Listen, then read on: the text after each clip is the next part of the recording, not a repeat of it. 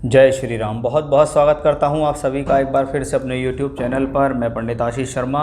मेरा आज का ये वीडियो है मिथुन राशि के जातकों के लिए कि यह वीडियो चंद्र राशि पर आधारित है। इस वीडियो में हम चर्चा करेंगे कि मिथुन राशि के जातकों के लिए आगामी 3 महीने अक्टूबर, नवंबर और दिसंबर में ग्रहों की गोचरीय व्यवस्था आपके लिए किस प्रकार का परिणाम लेकर आ रही है। इस वीडियो में हम सभी विषयों पर विस्तार से चर्चा करने वाले हैं। जीवन के सभी पहलू, शिक्षा, विवाह, स्वास्थ्य, नौकरी, प्रमोशन, तरक्की, व्यापारिक स्थिति, मैरिड लाइफ, जो ग्रह जहां जिस तरीके का फल देगा उस तरीके से हम उसे विस्तार से बताने का प्रयास आपको करेंगे। मिथुन राशि के जातकों के लिए अगर हम देखें तो शनि की ढैया का प्रभाव चल रहा है, जो कि 17 जनवरी 2023 तक चलेगा। शनि उस दौरान वक्री होकर चल रहे हैं और वक्री ग्रह का राशि से 8वें घर में गोचर करना थोड़ा टिपिकल होता है, परेशानी को बढ़ाता है, स्थितियों को कुछ डिले देता है, परेशान करता है।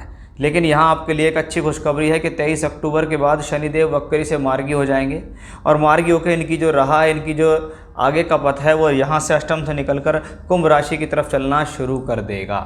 यानी लगातार ये ग्रह 23 अक्टूबर के बाद आपको कहीं ना कहीं प्रोग्रेस की स्थितियां दिखाई देंगी।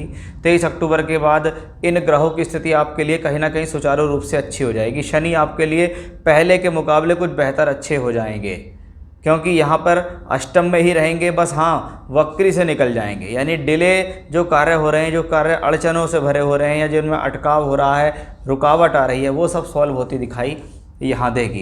यानी शनि हो जाएंगे मार्गी। और अगर हम बृहस्पति को देखें कि आपकी राशि से कर्म भाव के मालिक कौन है, आपकी राशि से कर्म भाव के मालिक बृहस्पति हैं। ये 24 नवंबर को मार्गी होंगे। लेकिन बृहस्पति यहाँ वक्री हैं चाहे मार्गी हैं, दोनों ही स्थिति में आपके लिए नुकसानदायक नहीं है।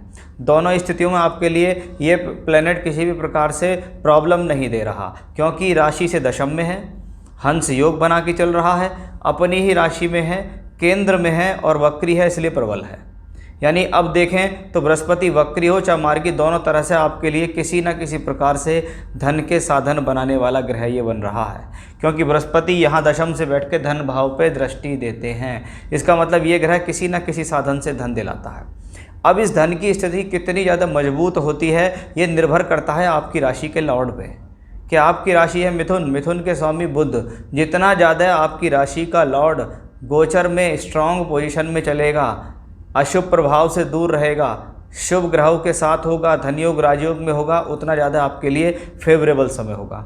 जब अक्टूबर के महीने की शुरुआत होती है तो अक्टूबर में हम देखते हैं कि राशि से चौथे घर में राशि का मालिक बुध उच्चस्थ अवस्था में है, पंचम भाव के मालिक शुक्र के साथ है, जो कि एक धनयोग है, और तीसरे का मालिक सूर्य भी यहाँ बैठा है। लगातार संघर्ष करने की क्षमता बढ़ाने वाला ये ग्रह माना जाता है। अब शुक्र यहाँ नीच के हैं, लेकिन उच्च के बुध के साथ है तो नीचभंग राजयोग बनाते हैं। तो जब बुध और शुक्र की युति राशि से चौथे घर में बनती है तो ये एक अच्छे राजयोग की तुलना में जाना जाता है कि ये राजयोग आपको राजयोग भी देता है, ये राजयोग आपको धन भी देता है। यानी ये सम्मान की दृष्टिकोण से बहुत अच्छा है। अच्छी बात इसमें यह है कि इस ग्रह के ऊपर बृहस्पति का लगातार प्रभाव पड़ता जा रहा है। यानी ये जो कॉम्बिनेशंस हैं आपके लिए कहीं ना कहीं फेवरेबल है, कहीं ना कहीं आपके लिए ये कॉम्बिनेशन कुछ खुशखबरी देकर जाने वाला है। अब इसमें परिवर्तन है कि भी सूर्य बुध शुक्र की युति तो अच्छी हो गई राशि से चौथे में। अब इसमें सबसे पहले सूर्य का परिवर्तन 17 अक्टूबर को, फिर 18 अक्टूबर को शुक्र का परिवर्तन और फिर 26 अक्टूबर को बुध का परिवर्तन। ये तीनों ग्रह यहाँ से निकलकर तुला राशि में पहुँच जाएंगे। तुला में पहुँचते ही सूर्य नीच का, लेकिन वहाँ पर शुक्र के स्वग्रही होने के कारण उसका नीचभंग राजयोग, यानी पहले शुक्र नीच के थे जिनका बुध ने नीचभंग राजयोग करा, अब सूर्य नीच के हैं, इनका शुक्र ने नीचभंग राजयोग यहाँ करा है। यानी ये बुध शुक्र का राजयोग अब पंचम में त्रिकोण भाव में बनता है। इसको हम लक्ष्मी योग कहते हैं। तो उस हिसाब से ये राशि चौथा और पंचम दोनों तीनों के मालिक बुध और शुक्र एक साथ इकट्ठे होकर पंचम भाव पर बैठे हैं और यहाँ से बैठकर लाभ भाव को दृष्टि दे रहे हैं। यानी ये कॉम्बिनेशन लगातार आपके फेवर में दिखाई देता है कि भाई कहीं ना कहीं राशि का जो लॉर्ड है, राशि का जो मालिक है बुध, वो लगातार अक्टूबर हो चाहे नवंबर के महीने में हो, क्योंकि 26 अक्टूबर से 13 नवंबर तक बुध तुला में रहेंगे। यानी 13 नवंबर तक की स्थिति आपके लिए सभी प्रकार से सूटेबल दिखती है। लेकिन जैसे ही 13 नवंबर निकलता है तो मिथुन राशि वालों के लिए जीवन में अड़चनें बढ़ने की संभावना बढ़ जाती हैं। वो क्यों कि 13 नवंबर को बुध आ जाएंगे शत्रु राशि में, राशि से छठे में, शत्रु की राशि में प्रवेश होगा छठे घर के अंदर। उसके साथ तीसरे घर के मालिक सूर्य भी आ जाएंगे और पंचम भाव और द्वादश भाव के मालिक शुक्र भी आएंगे। यानी ये कहने को तो राजयोग है, लेकिन ये राजयोग अपना अच्छा फल देगा नहीं, ये 6th हाउस में जाएगा। यानी इस समय में मान सम्मान के अंदर कोई गिरावट आ सकती है, कार्य क्षेत्र के अंदर अड़चन आ सकती हैं, पहले के मुकाबले लाइफ स्टाइल कुछ कठिन हो सकती है क्योंकि आपकी राशि का लॉर्ड ज़्यादा मजबूत नहीं हुआ।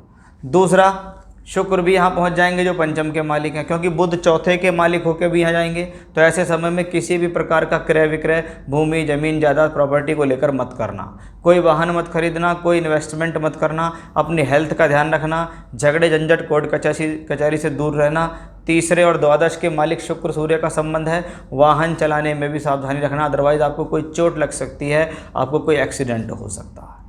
तो उस दौरान आप विशेष ध्यान रखें। उस दौरान आप हनुमान जी से संबंधित पूजा पाठ अपने जीवन में जितना ज़्यादा करते रहेंगे, भगवान विष्णु का स्मरण करते रहेंगे, नारायण कवच का पाठ करते रहेंगे, तो ये समय आपके लिए आसानी से निकल जाएगा। क्योंकि 13 नवंबर से लेकर 2 दिसंबर के बीच में बुध जो है वो वृश्चिक में रहेंगे। उसके बाद 2 दिसंबर के बाद ये अच्छी अवस्था में आ जाएंगे। यानी 13 नवंबर से 2 दिसंबर का जो समय आप लोगों के लिए टिपिकल है। 2 दिसंबर के बाद अगर हम देखें तो बुध की स्थिति सुधरेगी, फिर शुक्र की स्थिति सुधरेगी, फिर सूर्य की स्थिति सुधरेगी। यानी ये जो राजयोग धनयोग बन रहा था लगातार चौथे पंचम में, ये 13 नवंबर तक के लिए अच्छा है, लेकिन 13 नवंबर से 2 दिसंबर का समय आपके लिए प्रॉब्लमेटिक है, क्योंकि जब ये छठे भाव में गोचर करेंगे उस दौरान मंगल का भी ट्रांजिट यहाँ पर इनको दृष्टि देगा। क्योंकि मंगल आपकी राशि के लिए एक अच्छा ग्रह नहीं माना जाता, मंगल आपके लिए एक शत्रु ग्रह है, क्योंकि मंगल आपकी राशि से छठे और छठे से छठे एकादश भाव का मालिक होकर द्वादश भाव में गोचर कर रहा है। मंगल दोष वाला ग्रह है, राशि से द्वादश में गोचर कर रहे हैं, तो मंगल तो मैरिज लाइफ के लिए कोई बहुत अच्छा नहीं होता। अब 15 अक्टूबर का जैसे ही जीवन में आएगी आपके, 15 अक्टूबर को होगा मंगल का परिवर्तन। मंगल कहाँ पहुँचेंगे? राशि के अंदर। 15 अक्टूबर से लेकर 13 नवंबर तक मंगल रहेंगे मिथुन राशि के अंदर, और वहाँ वो वक्री भी होंगे 31 अक्टूबर को, और 13 नवंबर तक यहाँ रह के फिर ये वापस यहाँ पहुँच जाएंगे। यानी आपके लिए एक चेतावनी कि भैया 15 अक्टूबर से 13 नवंबर तक मंगल का प्रभाव राशि पर अगर रहेगा तो ये शुभ नहीं माना जाएगा। कि छठे का मालिक जब राशि में गोचर कर रहा हो, शत्रु ग्रह हो, एनर्जी का कारक हो, तो एग्रेशन से बचें, जल्दबाजी से बचें, क्रोध से बचें, झगड़े झंझटों से बचें, सावधान रहें सभी तरीके से कि भाई इस दौरान बहुत हिसाब से चलना है, बड़ा विराम दे के चीज़ों को चलना है, जल्दबाजी में नहीं चलना है। क्योंकि मैं स्पष्ट रूप से बता दूं, 13 नवंबर तक की ही स्थिति मिथुन राशि के जातकों के लिए अच्छी दिखाई दे रही है। उसके बाद की जो ग्रहों की स्थितियां हैं वो आपके लिए कोई ज़्यादा बेहतर नहीं है। हनुमान जी से संबंधित पूजा पाठ और नारायण कवच का पाठ करने के लिए मैंने आपको सलाह दी है। यदि आप इन प्रॉब्लम से बचना चाहते हैं तो इन पाठों को आपको करना पड़ेगा, इन पूजा को आपको करना पड़ेगा। अन्यथा आप समझ लीजिए कि भाई ये जो ट्रांजिट है ये आपके लिए अड़चनों से भरा है कि किन किन तारीखों में अच्छा है, किन तारीखों से ख़राब है, क्या प्रॉब्लम हो सकती है, किन चीज़ों का ध्यान रखना है। मैरिड लाइफ का ध्यान रखें, क्रोध का ध्यान रखें, एग्रेशन ना करें, जल्दबाजी से बचें, हेल्थ से बचें, ख़राब डिसीजन से आपको बचना होगा। तो भैया 3 महीने का एक फल मैंने आपको यहाँ बताने का प्रयास किया, जिसमें मैंने आपको यहाँ चेतावनी भी दी है कि अगर पूजा नहीं करेंगे तो आप प्रॉब्लम में फंसते चले जाएंगे। ये था मेरा आज का विषय कि कैसा रहेगा मिथुन राशि के जातकों के लिए अक्टूबर, नवंबर, दिसंबर का महीना। फिर से इसी प्रकार की जानकारी लेकर आपके सामने हाजिर होऊंगा मैं। तब तक के लिए बने रहिएगा मेरे साथ। जय श्री राम।